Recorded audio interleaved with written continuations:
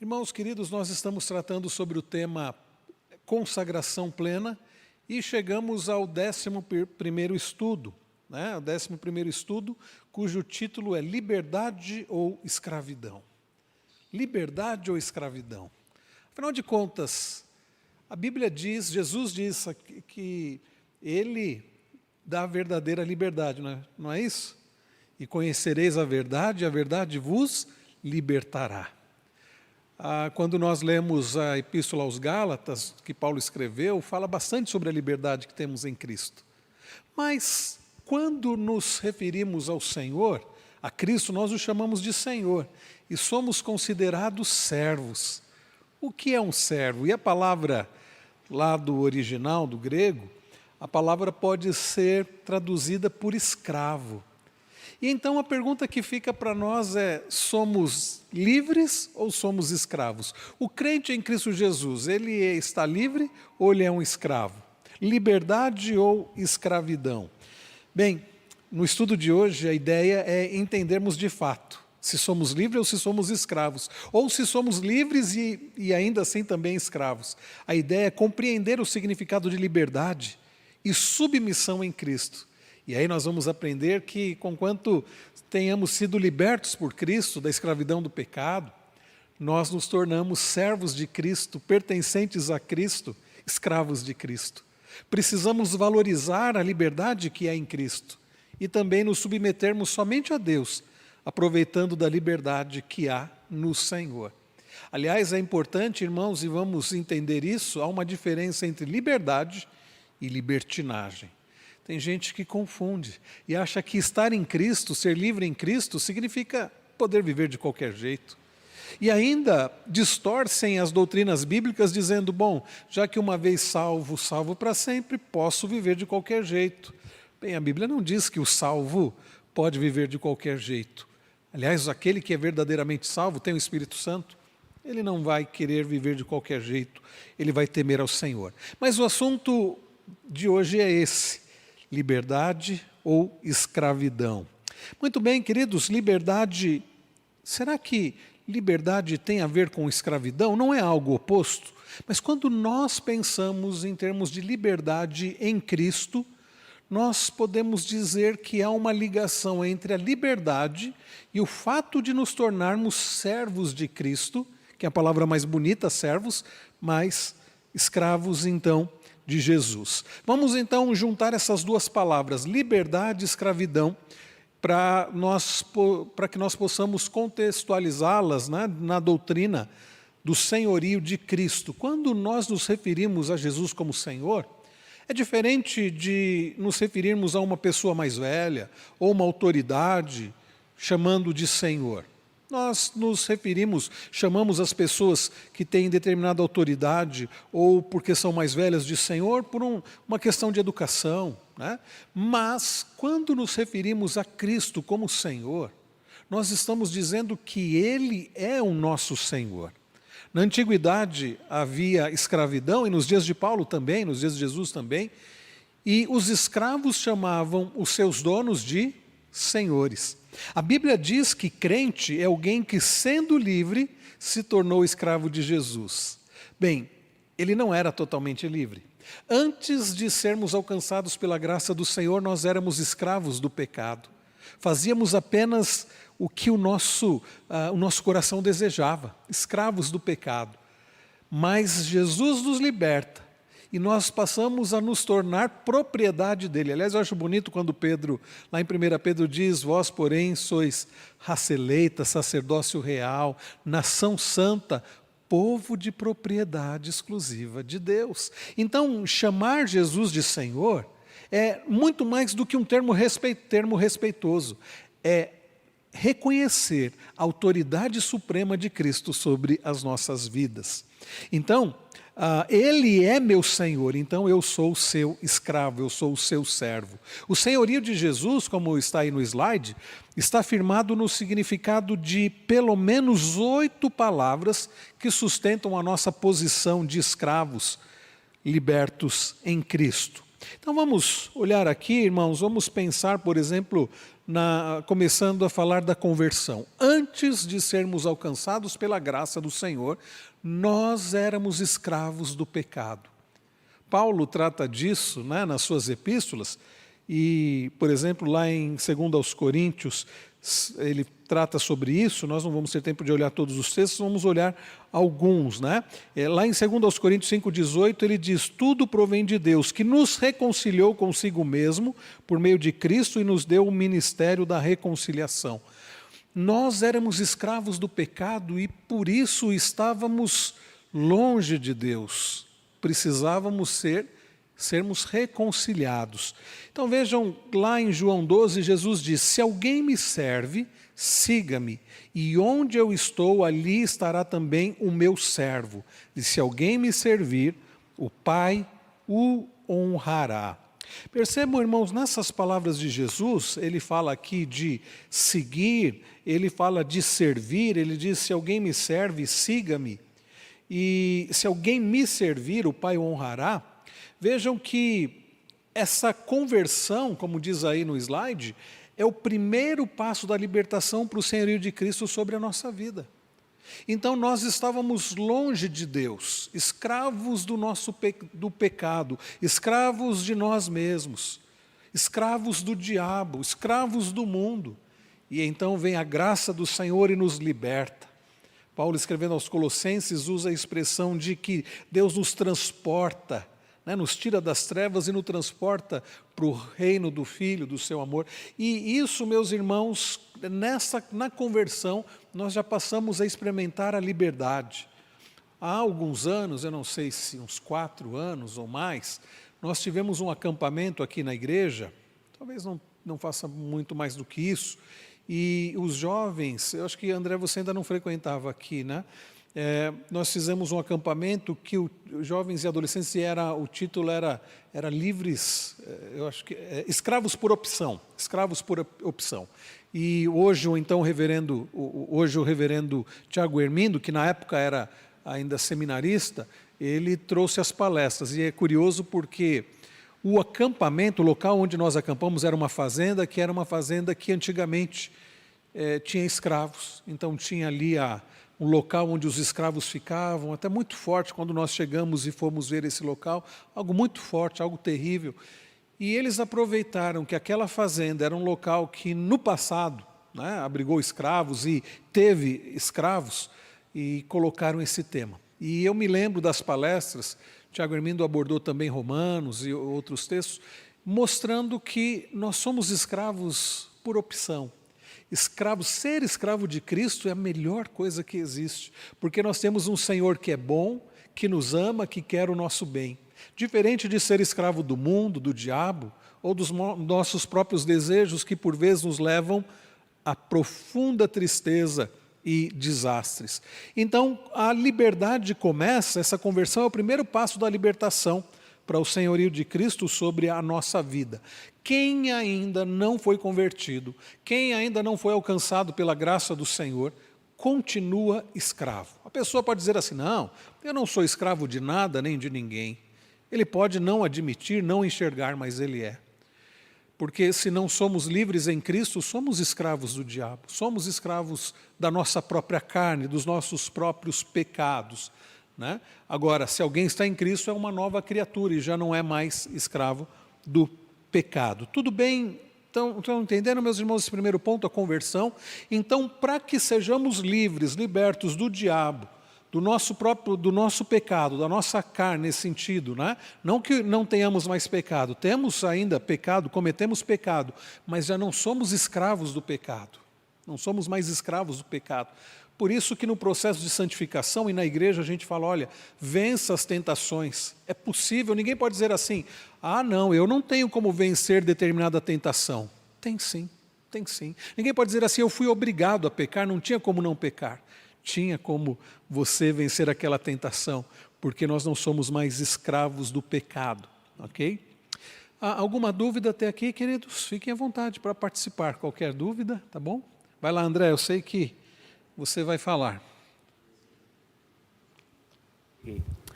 Eu estava vendo hoje o Salmo 119 e fala assim que o salmista fala assim: andarei em liberdade porque guardei os teus preceitos. Ou seja, ele liga a liberdade com guardar os preceitos.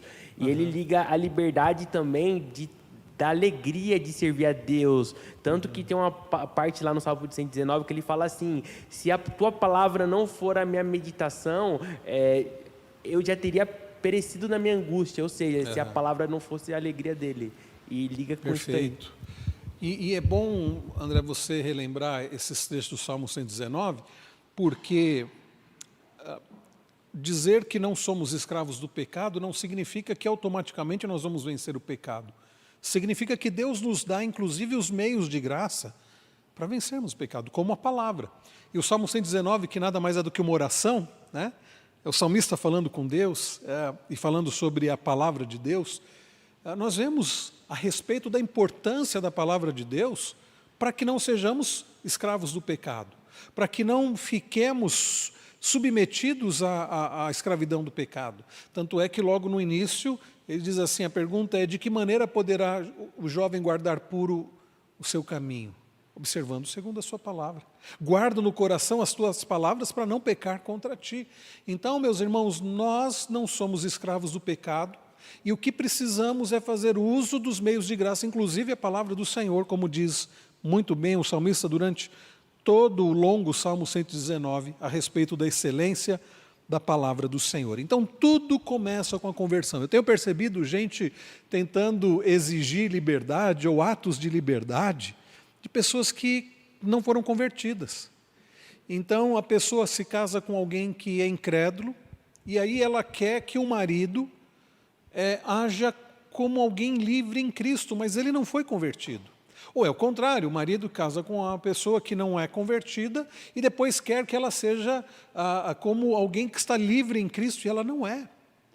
Pais que querem que os filhos hajam como se fossem livres em Cristo, vencendo os pecados, vencendo o próprio coração, mas há um problema ali muito sério que é: não houve conversão. Então a primeira coisa, nós precisamos evangelizar, nós precisamos pregar a palavra.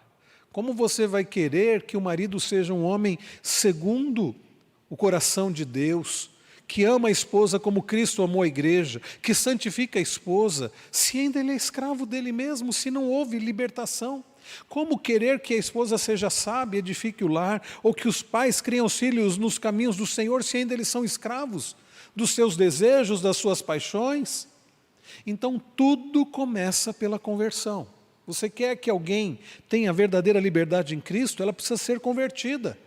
Clame ao Senhor por essa pessoa, pregue a palavra para essa pessoa, porque a conversão é o primeiro passo da libertação. E se você não está livre do pecado, se você não está livre do seu próprio coração, se você é escravo do mundo, das suas paixões, do diabo, é porque você ainda não foi convertido. Então você precisa buscar ao Senhor e ter a Jesus como seu Senhor e Salvador. Ok, Alan, pode passar o microfone para Alan, por favor? Então, reverendo, sobre essa parte que o senhor falou, que quem é crente não deve esperar de quem não é crente uma postura de quem já foi santificado, certo? Nesse texto também que o senhor citou, de 1 Coríntios 7, que está aqui, ó, porque o marido descrente é santificado pela mulher, né? Sim. Aí essa santificação feita de um para o outro, como que eu posso entender isso? Porque essa esposa vai fazer o quê em relação ao marido? Ela vai estar dando bom testemunho para o marido, ela vai estar orando por ele, ela vai estar influenciando a vida dele. E a mesma coisa, pais que fazem a mesma coisa com a vida dos filhos, que talvez ainda não tenham sido convertidos, mas recebem essa influência. Tá? Nós não negamos que a pessoa pode ter atitudes melhores. Nós não negamos, por exemplo, que alguém que era violento, viciado em várias coisas, não possa melhorar ainda que não tenha tido conversão. É possível. Eu conheço histórias de pessoas, e por isso que existe a psicologia e as tantas terapias que ajudam as pessoas a parar com os vícios, seja com cigarro, seja bebida, seja drogas, a conter atos de violência. Tudo isso acontece. Mas a pessoa melhorar não é suficiente. Estão entendendo o que eu quero dizer? A pessoa vai continuar em que estado, espiritualmente falando? Morta. Ela vai conseguir ser semelhante a Cristo? Não. Ela pode ser uma pessoa melhor? Pode. Muitos têm se tornado pessoas melhores. Mas, queridos, tem que ir além disso. Tem que ser mais do que um bom marido.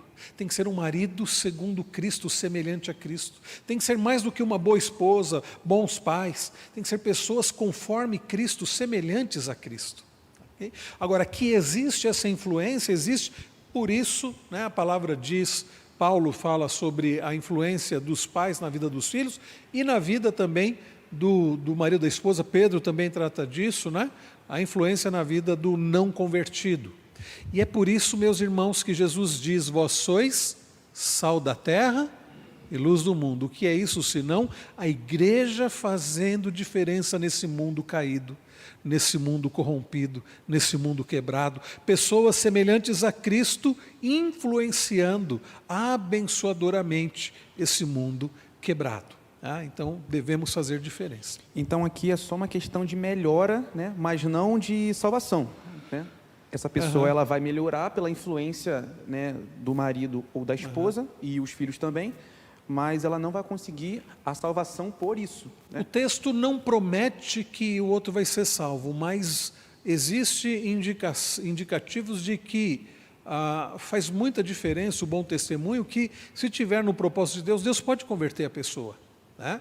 Eu conheço casos de casais que um era convertido e o outro não, e os anos se passaram e o outro não se converteu. E conheço que ao longo do tempo o outro se converteu.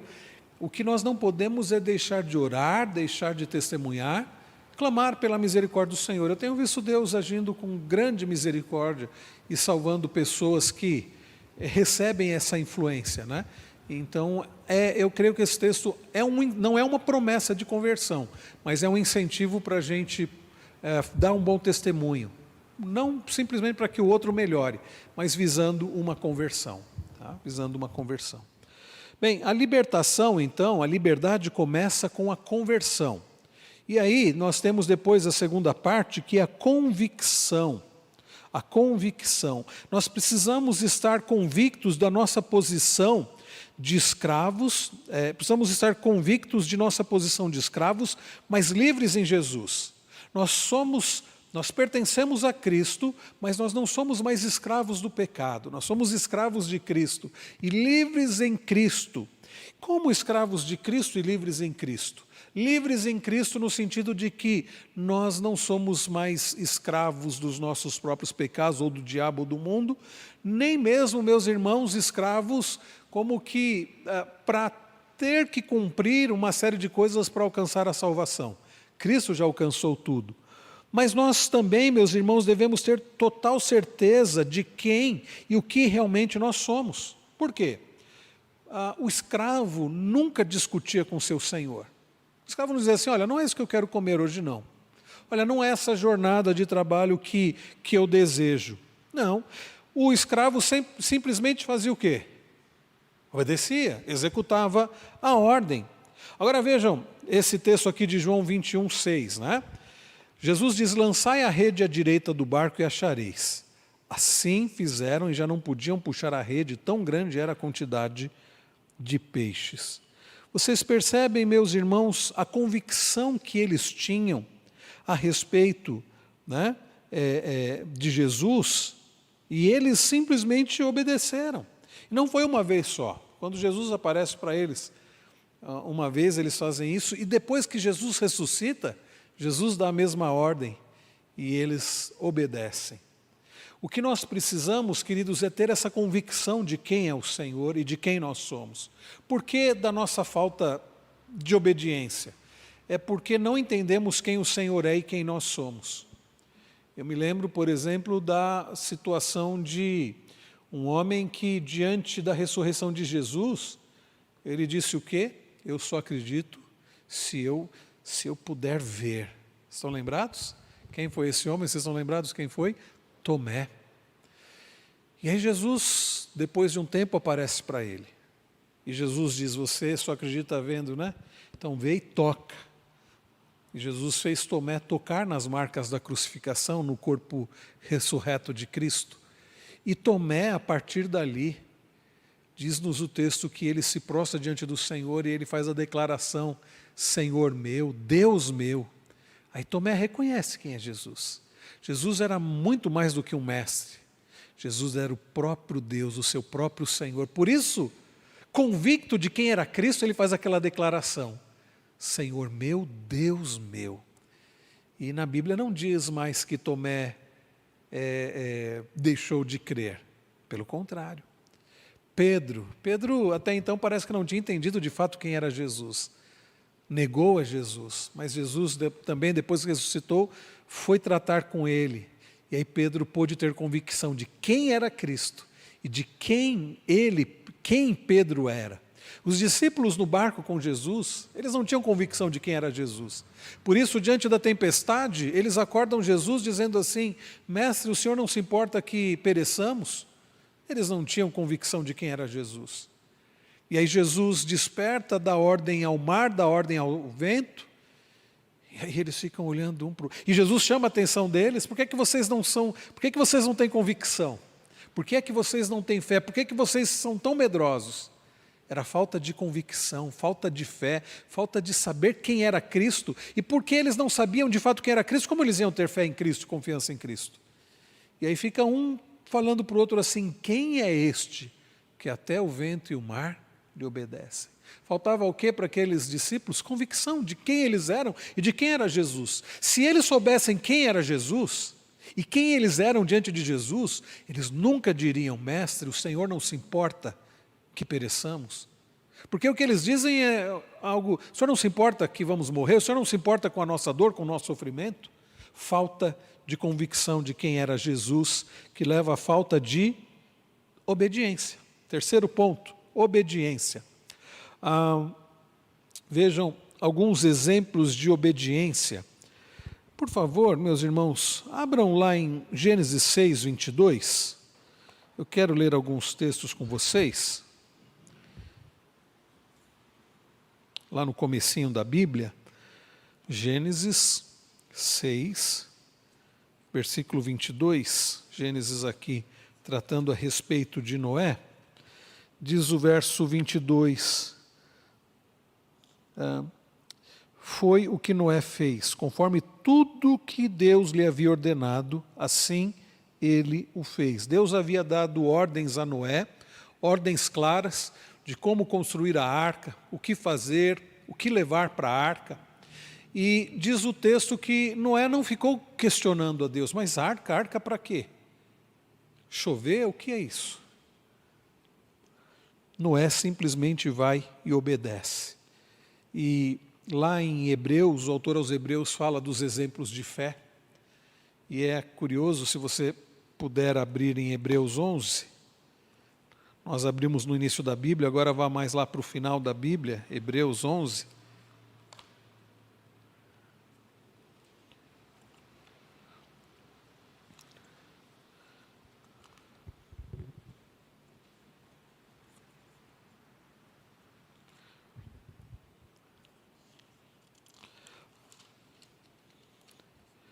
O autor aos Hebreus, ele fala sobre os patriarcas.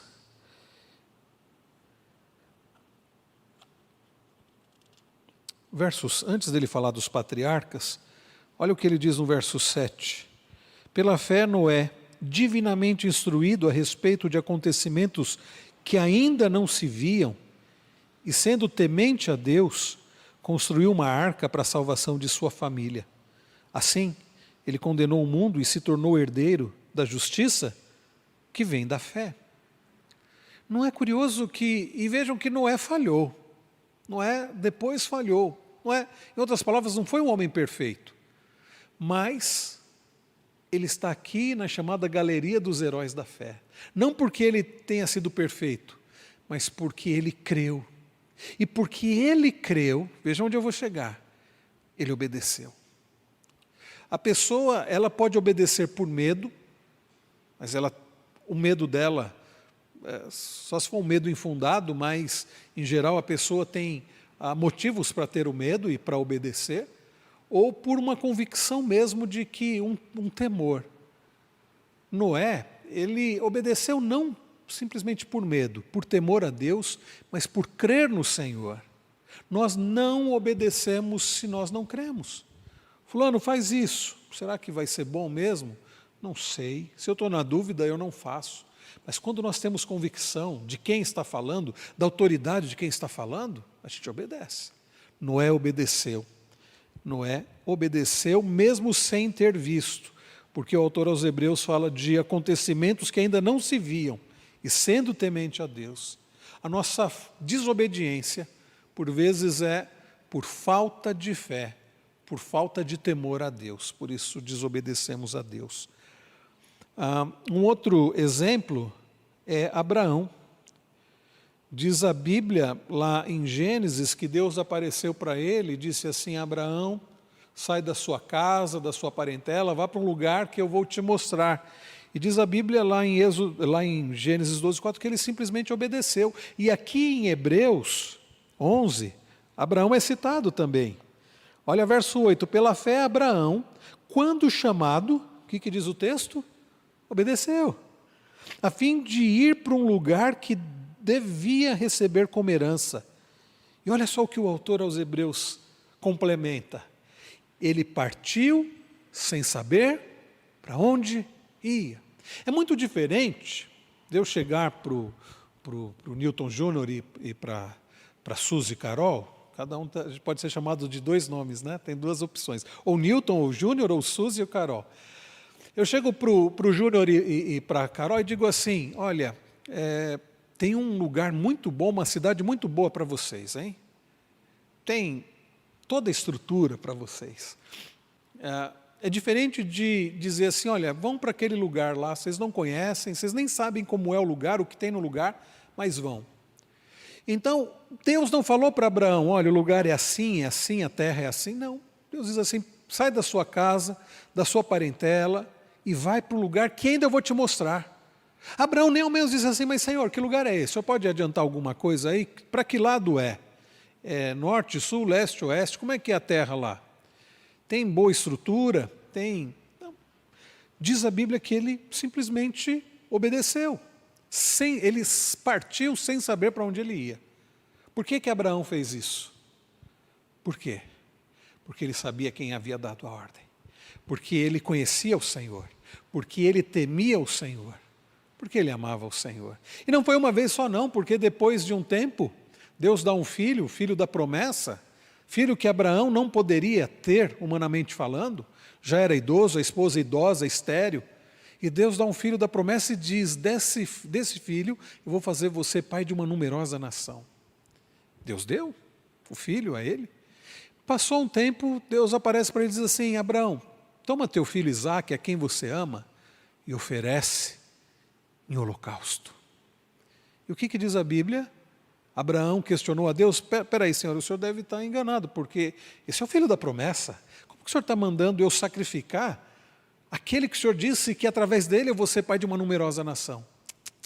Abraão arruma as coisas, pega o menino e parte para um monte, para onde ele deveria oferecer o filho em sacrifício. E há um momento da caminhada que ele diz assim para os seus servos: vocês vão ficar aqui, daqui para frente só vou eu e o menino. E depois que nós formos e sacrificarmos ao Senhor, ele diz assim: nós voltaremos. Não é curioso isso? Abraão estava convencido de que ele deveria obedecer a Deus, imolando o próprio filho, e ele diz para os seus servos: depois que nós tivermos sacrificado ao Senhor, nós vamos voltar. Como vamos voltar? E ele estava mesmo disposto a sacrificar o filho. Olha o que diz o texto aqui, Hebreus 11, verso de número...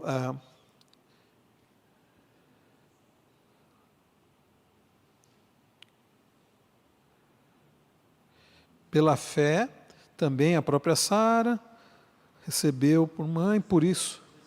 17. Pela fé, Abraão, quando posto à prova, obrigado irmãos, ofereceu Isaque. Aquele que acolheu as promessas de Deus estava a ponto de sacrificar o seu único filho, do qual havia sido dito: a sua descendência virá por meio de Isaque. Olha o que diz o verso 19. Abraão considerou que Deus era poderoso, até para ressuscitar Isaque dentre os mortos, de onde figuradamente o recebeu de volta. Não é interessante? Abraão estava disposto a sacrificar o próprio filho, sabendo que Deus não deixaria de cumprir a promessa, que Deus seria capaz de ressuscitar Isaque, mas não quebraria a promessa. Não é convicção isso? Não é saber quem Deus é? Por isso Abraão obedecia. Se Abraão desconfiasse da fidelidade do Senhor, ele não teria obedecido. Era o filho da promessa. Ele teria ao menos questionado: peraí, Senhor, o Senhor esqueceu do que o Senhor lhe prometeu?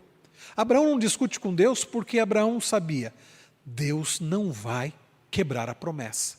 Ainda que ele ressuscite a Isaque, ele não vai quebrar a promessa. A fé de Abraão e essa convicção era tamanha que depois que ele e o menino passam a ir para o monte, o menino pergunta assim, Isaque pergunta: papai, eu estou vendo os utensílios aí, eu estou vendo a lenha, eu estou vendo o cutelo. Isaque certamente já tinha visto o pai realizar sacrifícios ao Senhor. Ele já tinha visto que o pai colocava a lenha, pegava o animal, imolava o animal e queimava o animal. Mas faltava o animal, daí Isaque pergunta: onde está a oferta? Aí Abraão responde para ele: Deus proverá para si o sacrifício. Bom, e foi o que Deus fez. Porque quando Abraão levanta a mão para sacrificar o filho, vem a voz e diz assim: não faça nenhum mal ao menino, porque eu sei que você teme a mim. E no mesmo instante Abraão ouve um barulho que era um animal preso aos arbustos. Era o sacrifício sendo provido pelo Senhor. Então, meus irmãos, quando nós cremos, nós não duvidamos da provisão do Senhor. Nós podemos não estar entendendo a situação, mas uma coisa nós temos certeza: Deus vai prover. Por isso eu irei simplesmente obedecer. Um outro exemplo que nós podemos destacar das Escrituras de obediência é Moisés. Interessante que lá em Gênesis também, né, em Êxodo 4:20, diz que Moisés, tomou, pois Moisés a sua mulher e os seus filhos e fez montar um jumento e voltou para a terra do Egito. Moisés foi alguém que também obedeceu ao Senhor. Num primeiro momento, quando Deus aparece para ele no meio de uma sarça, ele fica ali levantando desculpas, porque na verdade ele sabia que era limitado e que a tarefa ele não estava à altura da tarefa. O problema é que ele não estava olhando para o Senhor, que está muito acima da tarefa. E Moisés obedeceu. E como nós estamos aí em Hebreus 11, olha só o que o autor aos Hebreus fala a respeito de Moisés. Verso 23, pela fé Moisés, depois de nascer, foi escondido por seus pais durante 3 meses, porque viram que era um menino bonito e não temeram o decreto do rei. Os pais de Moisés, eles preferiram desobedecer ao rei, porque a ordem era matar, todo menino deveria ser jogado no Nilo, para os crocodilos devorarem. Mas eles escondem, Joquebede esconde o menino Moisés, coloca lá, faz um cestinho, vocês conhecem a história, e coloca o menino no cesto, porque o temor que eles tinham ao Senhor era muito maior do que o que eles tinham pelo faraó. Pela fé, verso 24, Moisés, sendo homem feito, recusou ser chamado filho da filha de Faraó, preferindo ser maltratado junto com o povo de Deus, a usufruir prazeres transitórios do pecado. Ele entendeu que ser desprezado por causa de Cristo era uma riqueza maior do que os tesouros do Egito, porque contemplava a recompensa. Pela fé, Moisés abandonou o Egito, não ficando amedrontado com a ira do rei, pois permaneceu firme, como quem vê aquele que é invisível. Irmãos, isso faz toda a diferença para a nossa obediência. Nós enxergarmos o Senhor. Mas ele não viu a Deus, ele contemplou o Senhor pela fé.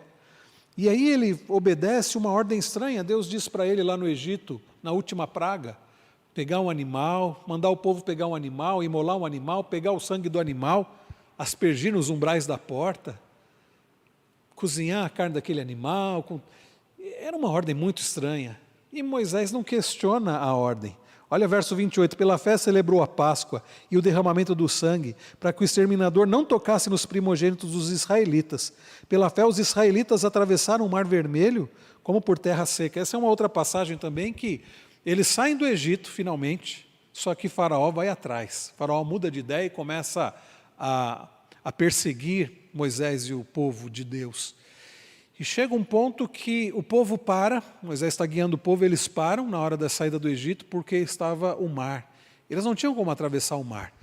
E vinha contra eles o exército de Faraó, Faraó com seu exército. Aí o que Deus diz para Moisés? Vocês se lembram?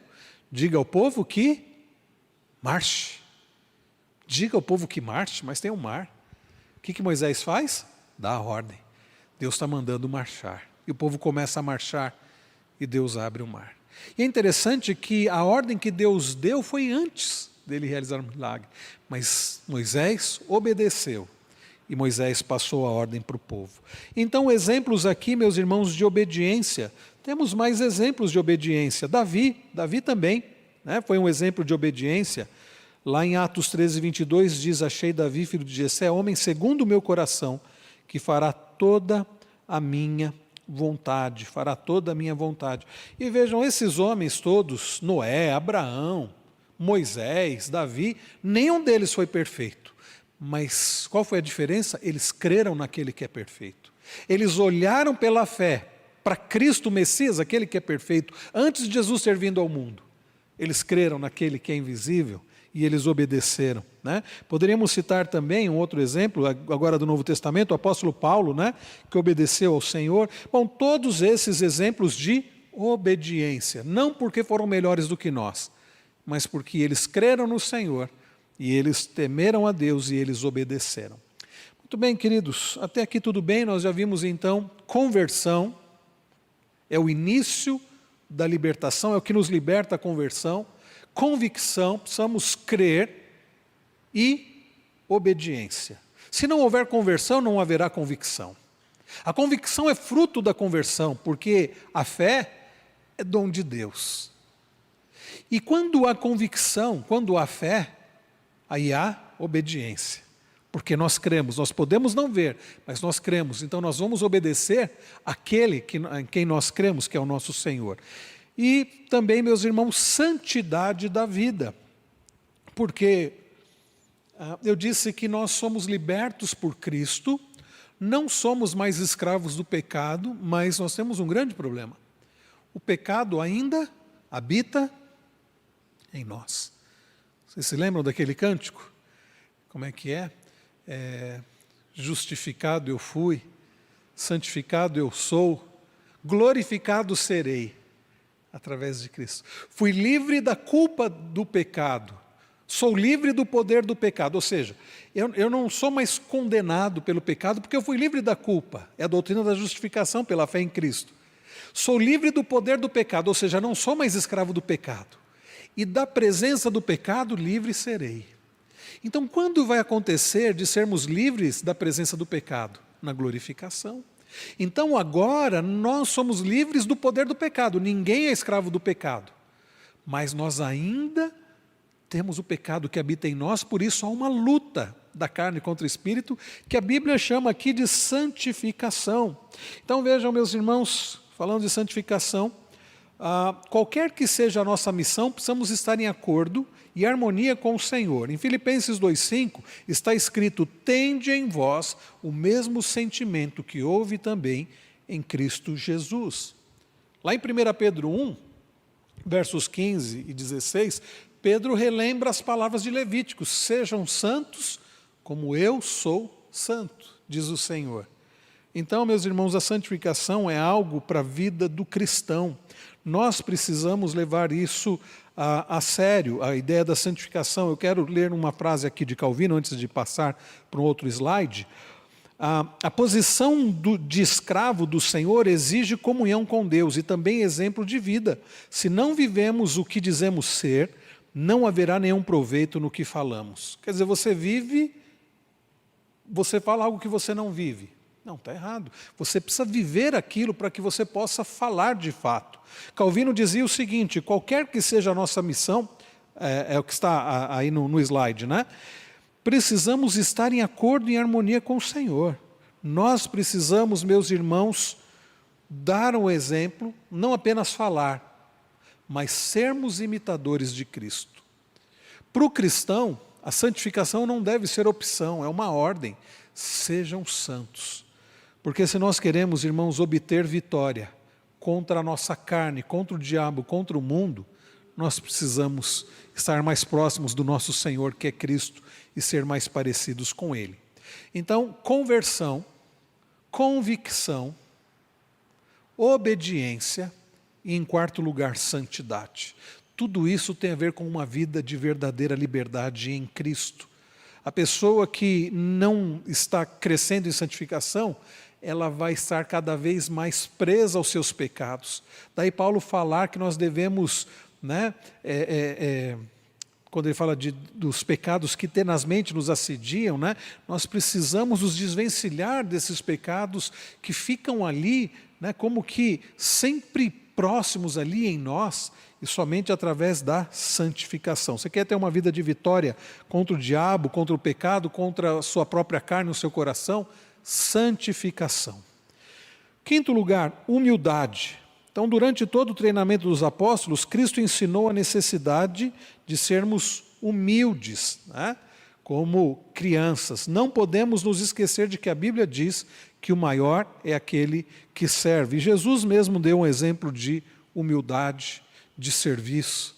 Paulo, lá escrevendo aos Filipenses 2, fala que Jesus, sendo Ele próprio Deus, né, não usurpou ser igual a Deus, que se esvaziou da sua própria glória. E lá em João 13 nós vemos Jesus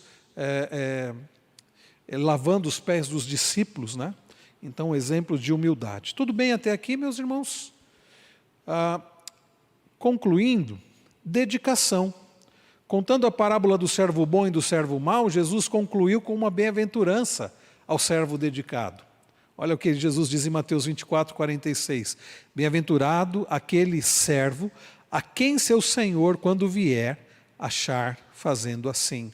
Lá em Eclesiastes, o sábio diz, tudo quanto te vier à mão para fazer, fazei-o conforme as tuas forças. Irmãos, numa vida de liberdade em Cristo, nós não podemos viver de qualquer jeito. Somos escravos de Cristo, servos de Cristo, imitadores de Cristo, e devemos fazer tudo com dedicação. Não podemos fazer de forma relaxada, né? Trabalho, Deus não chamou pessoas para a clausura permanente, mas para o trabalho dinâmico. Nós somos servos do Senhor para servir ao Senhor, escravos por opção, para a glória do Senhor, para o serviço do Senhor. Deus não dá emprego para ninguém no ministério do reino. Ele dá o quê? Serviço. Por isso somos escravos e não empregados de Deus. Tem muita gente querendo serviço, tem muita gente querendo emprego e não serviço, né? Que é um meio de ganhar dinheiro. Deus nos chama para servi-lo. Deus nos chama para nos dedicarmos à obra. Jesus diz, se alguém quer vir após mim, negue-se a si mesmo, tome a sua cruz dia a dia e me siga. E o amor, se realmente amamos o Senhor, a escravidão ao senhorio de Jesus não será um fardo, mas um jugo suave e leve. O salmista no Salmo 100 diz, servi ao Senhor com alegria, apresentai-vos diante dele com cântico. Quando Jesus diz, se alguém quer vir após mim, negue-se a si mesmo, de fato, o preço do discipulado é um preço muito alto. Você negar a você mesmo, você deixar de se amar acima de tudo, mas o ganho é muito maior, porque ao negarmos a nós mesmos, ao deixarmos de nos amar acima de tudo, nós o fazemos para amar ao Senhor sobre tudo. O ganho é muito maior.